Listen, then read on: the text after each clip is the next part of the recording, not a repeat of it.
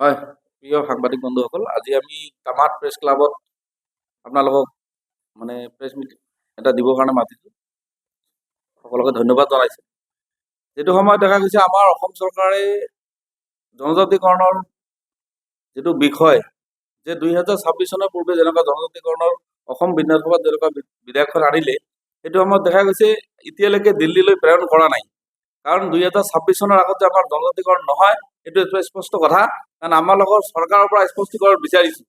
তেওঁলোকে একচুৱেলি জনজাতিকৰণৰ নামত জনগোষ্ঠীকে ধৰি আজি 6টা যে জনগোষ্ঠী আছে, এই জনগোষ্ঠীক কি ললিপপ দিব বিচাৰিছে নেকি?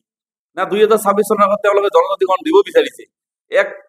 এইটো স্পষ্টীকৰণ অসম চৰকাৰে দিব লাগে। আৰু নহ'লে আমি অহা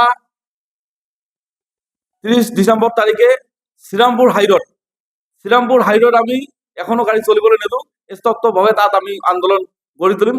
আমি হাইৰোড ব্লক কাৰ্যসূচী ইতিমধ্যে লৈছোঁ। অভিযুক্ত গোৱালপাৰা আক্ৰাছ হৈ আমি শ্ৰীৰামপুৰ 30 ডিচেম্বৰ তাৰিখত আমি এখনো গাড়ী আপাৰ আসামলৈ যাবলৈ নিদিওঁ। তাত আমি আন্দোলন বহুত বৃহৎভাৱে গঢ়ি তুলিম। কিয়নো চৰকাৰৰ পৰা আমি স্পষ্টীকৰণ বিচাৰিছোঁ।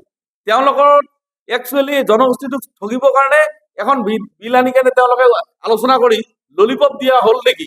কিয়নো এতিয়ালৈকে দিল্লীলৈ প্ৰেৰণ নকৰিলে? শীতকালীন বাজেট অধিৱেশন ইতিমধ্যে 19 তাৰিখত ইতিমধ্যে শেষ হ'ল। কিন্তু সেইটো সময়ত দেখা গৈছে লোকসভাত ৰাজ্যসভাত দুজনকৈ সাংসদে বিলৰ কথা উত্থাপন কৰিলে, কিন্তু তাত একো নাই। আমি একো নাপালো। কেতিয়া কৰিব? কাৰণ ইতিমধ্যে চৰকাৰ তেওঁলোকৰ টাৰ্মছ ইতিমধ্যে গুচি যাব হ'ল অসম চৰকাৰৰ। গতিকে আমি ইতিমধ্যে বিচাৰিছোঁ চৰকাৰে, অসম চৰকাৰৰ মাননীয় মুখ্যমন্ত্ৰী ডাঙৰীয়া, আপুনি স্পষ্টীকৰণ দিব লাগে যে আপোনালোকে জনজাতিকৰণ 2026 চনৰ আগত কৰিব না নকৰে, না এইটো আমাক এটা ললিপপ দিয়ে নিচিনাকে দিলে। গতিকে আমি আন্দোলনত পূৰণ উভতি আহিবলগীয়া বাধ্য হ'ল। আমি অহা 30 ডিচেম্বৰ তাৰিখে শ্ৰীৰামপুৰ হাইৰোড ব্লক কৰিম। তাৰপিছত আমি 6 জানুৱাৰী তাৰিখে আমাৰ ছাগলী হাইৰোড ব্লক কৰিম।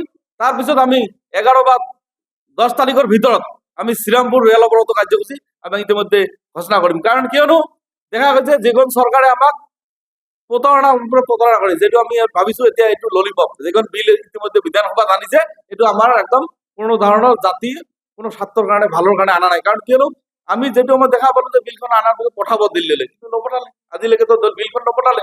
আৰু বিল স্পষ্টীকৰণ চৰকাৰৰ পৰা লাগে আমাক। স্পষ্ট কথা, তেওঁলোকে যদি আমাৰ আন্দোলন কৰিব নালাগে, তেওঁলোকে স্পষ্টীকৰণ দিব লাগে আমাক। নহ'লে অহা আমি 30 ডিচেম্বৰ তাৰিখে শ্ৰীৰামপুৰত হাইৰোড আমি একদম নিস্তব্ধ কৰি দিওঁ। আমি তাত বৃহৎভাৱে আন্দোলন কৰি তুলিম।